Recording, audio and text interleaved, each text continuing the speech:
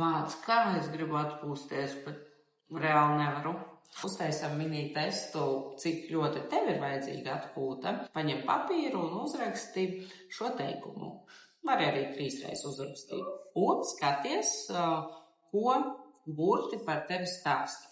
Tātad, ja tev lielajam B burtam apakšā ir šāds atvērums, tas nozīmē, ka tu šobrīd strādā pāri saviem resursiem un dari pāri sev. Bet ja tev vēl cilpiņa parādās lielā B burta apakšā, tas nozīmē, ka tu arī apzinies, kur tu pārstrādājies, ko tu nodari sev pāri, bet turpini to darīt. Savukārt, ja T burtā parādās cilpa kārtiņā, tas diezgan paškritisks vai paškritiski pret sevi tieši attiecībā uz darbu, un arī tev ir bail, ko par tevi padomās par tavu darbu rezultātu un jūtīgāk uztver kritiku.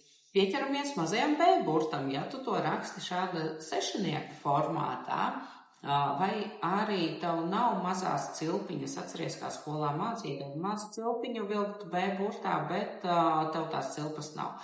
Tas nozīmē, ka attiecībā uz savu veselību, labsajūtu, atpūtu pievērš uzmanību, tā kā kampaņveidīgi un īstermiņā, nevis ilgtermiņā. Ja kaut ko vajag darīt mēnesi regulāri, grūti sanāk, vajag pielikt klāt disciplīnu.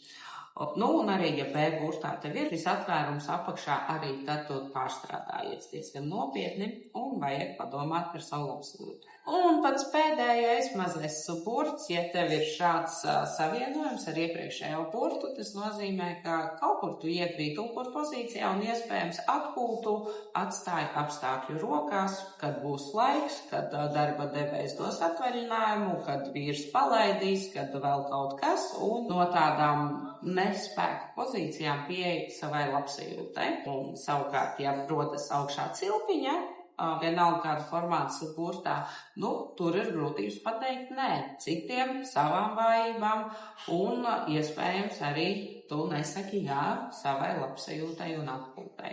Kā tev gāja šajā testā? Un, ja gribi zināt kaut ko vairāk un dziļāk, droši piesakies padziļinātai rokraksta analīzei.